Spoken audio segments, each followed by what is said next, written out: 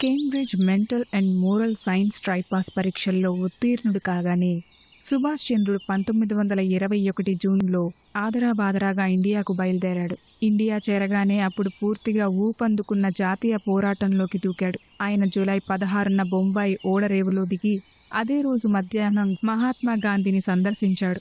భారత జాతీయ ఉద్యమానికి సర్వోన్నత నాయకుడైన మహాత్ముని నుండి ఆయన తలపెట్టిన పోరాట కార్యక్రమం యొక్క స్పష్టమైన రూపాన్ని తెలుసుకోవాలనుకున్నాడు. అంతకు ముందు గడిచిన కొద్ది సంవత్సరాలలో సుభాసును ఇతర ప్రాంతాల ఇతర దేశాలలోని జాతీయ విప్లవ ఉద్యమాలను లోతుగా పరిశీలించాడు.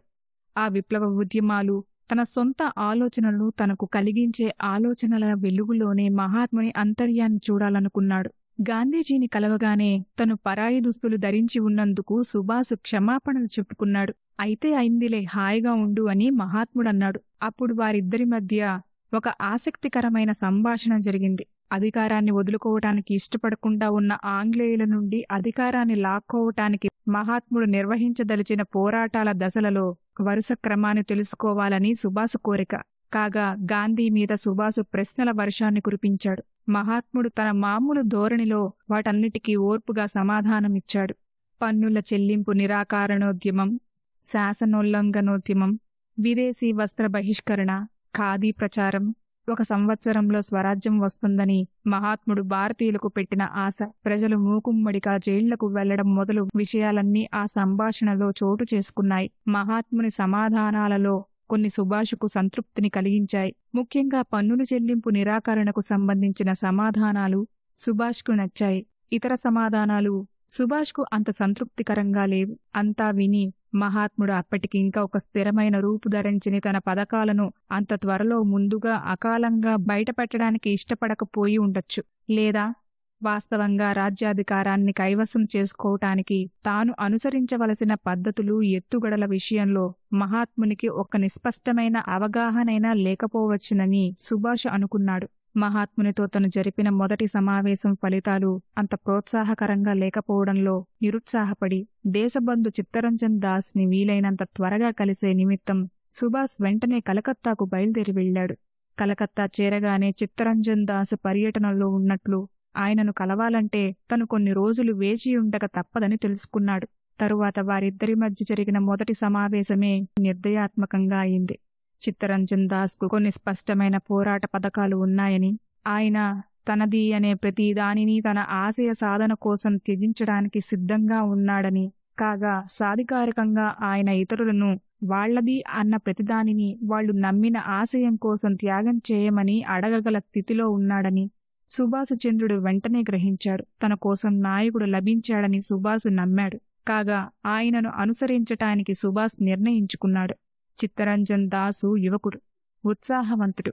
అయినా తన నూతన ప్రతినిధిగా ఆహ్వానించాడు. వెంటనే ఆయనకు కొన్ని బాధ్యతలను అప్పగించాడు. అప్పుడు భారతదేశం దేశభక్తితో సంచలిస్తూ ఉంది. దేశం కోసం కృషి చేయాలనే ఉత్సాహం ప్రజల ఆదరణను పొందింది. అసమాన స్థాయికి ఎదిగింది. బహిష్కార ఉద్యమం త్రిముఖంగా సాగటం ప్రారంభమైంది. కాంగ్రెస్ నాయకులు శాసనసభకు దూరమయ్యారు. న్యాయవాదులు న్యాయస్థానాలకు హాజరు కావటం మానేశారు. జాతీయోద్యమంలో పాల్గొనే నిమిత్తం విద్యార్థులు విద్యాలయాలను బహిష్కరించారు. ఆ దేశంలో చిత్తరంజన్ దాసును పశ్చిమ బెంగాలు రాష్ట్ర కాంగ్రెస్ కమిటీ ప్రకారం రాష్ట్ర కాంగ్రెస్ కమిటీ ప్రచార విభాగానికి, జాతీయ స్వచ్ఛంద సేవాదళానికి ముఖ్య నాయకుడుగా సుభాసును నియమించాడు. నూతనంగా ప్రారంభమైన జాతీయ కళాశాల ప్రిన్సిపల్ పదవి కూడా సుభాసునే వరించింది. సమర్థవంతంగానూ అంకిత స్వభావంతోనూ సుభాసు తన బాధ్యతలను నిర్వహించిన విధానం ఆనాటి కాంగ్రెస్ నాయకులందరి మన్ననలను చూరుకుంది. ఇదిలా ఉండగా 1919లో బ్రిటిష్ పార్లమెంట్ ఆమోదించిన మాంటెగ్యూ చామ్స్ఫర్డ్ రాజ్యాంగ సంస్కరణలను భారతదేశం ఎంత వ్యతిరేకించినా అమలు పరచటానికి కావాల్సిన పూర్వ రంగాన్ని సిద్ధం చేయటానికి ప్రభుత్వం పూనుకుంది. ఆ పూనకంలో భాగంగా వేల్స్ యువరాజు భారతదేశాన్ని దర్శించనున్నాడని 1921 నవంబరులో ప్రకటించింది. వేల్స్ యువరాజు బొంబాయిలో కాలుపెట్టిన రోజున భారతదేశం హల్తాల్ అంటే అంగళ్లను మూసివేయాలని కాంగ్రెస్ ప్రజలకు పిలుపు ఇచ్చింది. భారతదేశంలో గల ఇతర నగరాలలో వలె కలకత్తా కూడా తగిన విధంగా ఆ పిలుపుకు స్పందించింది. తత్ఫలితంగా ఆ నగరమంతా సుభాష్ చంద్రబోస్ నాయకత్వాన కదిలిన కాంగ్రెస్ స్వచ్ఛంద సేవాదళం వశమైనట్లు కనిపించింది. వెంటనే ప్రభుత్వం ఆ సేవాదళాన్ని చట్టవిరుద్ధమైనదిగా ప్రకటించింది. ఆ చర్య అగ్నికి ఆజ్యం పోసినట్లు కాంగ్రెస్లో తీవ్రవాదులకు కొత్త ఊపునిచ్చింది. కాంగ్రెస్ కార్యవర్గం తన అధికారాలన్నిటినీ కాంగ్రెస్ అధ్యక్షుడైన చిత్తరంజన్ దాస్కు ఇచ్చింది. చిత్తరంజన్ దాస్ ఆ రాజ్యాంగ సంస్కరణల వ్యతిరేక ఉద్యమ నిర్వహణ బాధ్యతను సుభాష్కు అప్పగించాడు. చిత్తరంజన్ దాస్ భార్య వాసంతీదేవి, ఆమెతో పాటు వీధుల్లో చట్టాన్ని ధిక్కరించిన సేవాదళ సభ్యులందరూ నిర్బంధితులయ్యారు. వెంటనే ఆ ఉద్యమం పెద్ద ఊపును అందుకుంది. యువతీ యువకులు వేల సంఖ్యలో ముందుకు దూకారు. ఇండియా ప్రభుత్వం జైళ్లన్నీ నిండిపోయాయి. డిసెంబర్ 2వ వారంలో చిత్తరంజన్ దాసు ఇంకా మరికొందరు నాయకులతో పాటు సుభాష్ చంద్రుడు కూడా నిర్బంధితుడయ్యాడు. వాళ్లందరికీ కొద్ది కాలం జైలు శిక్ష పడింది. ఆ సందర్భంలో సుభాష్ చంద్రుడు 8 నెలలు చిత్తరంజన్తో కలిసి జైల్లో ఉండవలసి వచ్చింది. చిత్తరంజన్తో కలిసి జైల్లో ఉండటం సుభాష్ చంద్రుని మానసికంగా ఎంతో కలింపచేసింది.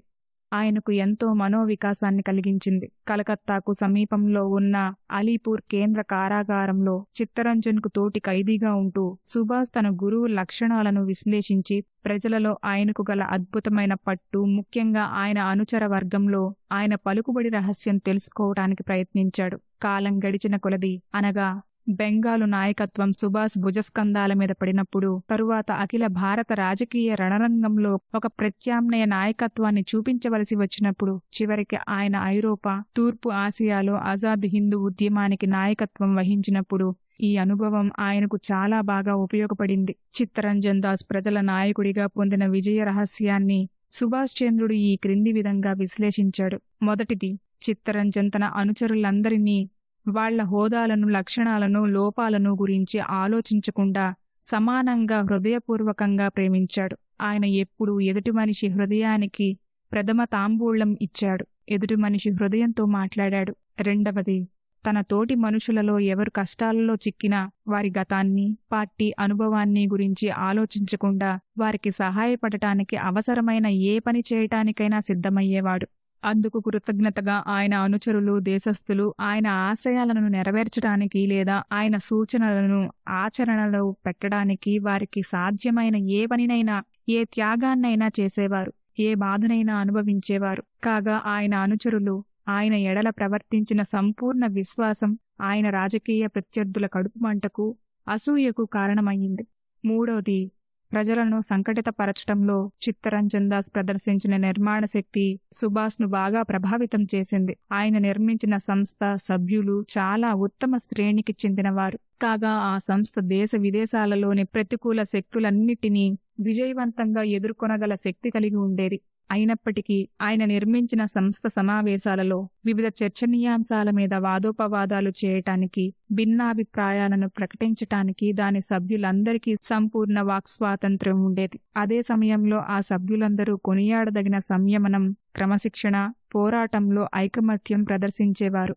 నాల్గవది, దేశబంధు చిత్తరంజన్ యువతీ యువకులను చాలా ప్రేమించేవాడు. వాళ్ల బాధలతో, ఆశలతో, ఆకాంక్షతో చిత్తరంజన్ పూర్తిగా తాదాత్మ్యం చెందేవాడు.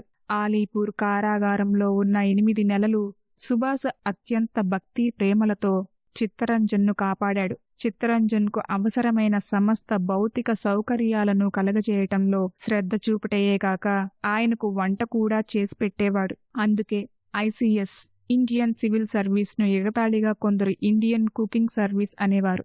అటువంటి వంటవాణిని కలిగి ఉన్న దేశబంధు ఎంతో అదృష్టవంతుడని కొందరు ఆయనతో పరిహాసమాడేవారు. ఆ సాన్నిహిత్యం దేశబంధు అంతరంగాన్ని అర్థం చేసుకోవటానికి సుభాష్కు అద్వితీయమైన అవకాశాన్నిచ్చింది. చిత్తరంజన్ రాజకీయాలలో పూర్తిగా మునిగిన మనిషి, కాని ఆయనలో సంకుచిత స్వభావం గుర్తులు కూడా కనిపించవు. కాగా సుభాష్ చంద్రుడు రాజకీయాల కంటే జీవితం విశాలమైనదనే సూత్రాన్ని తన నాయకుని నుంచి నేర్చుకున్నాడు. సుభాష్ ఆ సూత్రాన్ని విశ్వసించాడు, ఆచరణలో పెట్టాడు. దేశబంధుతో ఆయనకు గల సన్నిహిత సహవాసం పుణ్యమా అని ఇంగ్లాండ్ నుండి భారతదేశానికి తిరిగి రాగానే భారతదేశపు విశిష్టమైన నాయకులలో కొందరిని కలిసే అవకాశం సుభాష్కు లభించింది. 1921 సెప్టెంబర్ నెలలో కాంగ్రెస్ కార్యవర్గ సమావేశం దశబంధు ఇంటి దగ్గర జరిగింది. అప్పుడు పండిట్ మోతీలాల్ నెహ్రూ, లాలా లజపత్ రాయ్, మౌలానా మహ్మద్ అలీలాతో సుభాష్కు పరిచయమైంది. ఈ ముగ్గురు నాటి జాతీయోద్యమంలో చిత్తరంజన్తో పాటు మహాత్ముని పక్కన నిలబడి భారత మేధావులలో అసాధారణ ప్రజ్ఞావంతులైన ముగ్గురు ప్రముఖులు. ఇది ఇలా ఉండగా సుభాష్ భారతదేశంలో అడుగు పెట్టకముందే ఆసక్తికరమైన చారిత్రక ప్రాముఖ్యం గల సంఘటన ఒకటి జరిగింది. ఇండియాకు రావటానికి సుభాష్ ఏ ఓడలో ప్రయాణం చేస్తున్నాడో అదే ఓడలో నాటి భారత జాతీయ కవి అయిన రవీంద్రనాథ్ ఠాగూర్ కూడా ఉన్నాడు. అంతేకాదు, ఆ ఓడలో వాళ్ళిద్దరూ ముఖాముఖి ఎదురుగా ఒకే చోటు కూర్చున్నారు. సహాయ నిరాకరణోద్యమం గురించి మాట్లాడుకున్నారు. ఈ సంఘటన ఇక్కడ ఉదహరించతగినది. నాటి వరకు సహాయ నిరాకరణోద్యమానికి మౌలికంగా వ్యతిరేకి అనే అభిప్రాయం ఉండేది. కానీ ఆయనతో చర్చించిన ఫలితంగా సుభాష్కు భిన్నమైన అభిప్రాయం కలిగింది. ఠాగూర్ సహాయ నిరాకరణోద్యమానికి మౌలికంగా వ్యతిరేకి కాదని, అయితే కొన్ని పరిమితుల పరిధిలోనే ఠాగూర్ ఆ ఉద్యమాన్ని బలపరుచుతున్నాడని సుభాష్ భావించాడు. ప్రజల క్రియాశీల సహకారం అండలతో చివరికి బ్రిటిష్ ఇండియాలో భారతీయులు తమ రాజ్యాన్ని నిర్మించుకోవాలంటే కాంగ్రెస్ ఇంకా ఎక్కువ నిర్మాణాత్మకమైన కార్యక్రమాలను చేపట్టాలనేది ఠాగూర్ అభిప్రాయంగా సుభాష్ గ్రహించాడు. ఠాగూర్ భావం ఆనాడు ఐర్లాండ్లో బలంగా ఉన్న సిన్ఫిస్ ఉద్యమం నిర్మాణాత్మక పార్శ్వానికి అనుకూలంగానే ఉంది. ఆ విధంగా ఠాగూర్ ఆలోచన, సుభాష్ ఆలోచన పూర్తిగా ఏకీభవించాయి. అంతేకాదు, ప్రపంచంలో గల సంస్కృతులన్నీ ఏకమై ఒకే ప్రపంచ సంస్కృతిగా ఏర్పడాలని ఠాగూర్ వెల్లడించిన భావాలను సుభాష్ ఆమోదించాడు. నాటి సహాయ నిరాకరణోద్యమ ప్రముఖులలో కొందరు గట్టిగా సూచించినట్లు పాశ్చాత్య విజ్ఞాశాస్త్రం, సంస్కృతి, నాగరికతలను నిరాకరించకూడదు అనే ఠాగూర్ భావన కూడా సుభాష్ చంద్రుడు ఆమోదించాడు.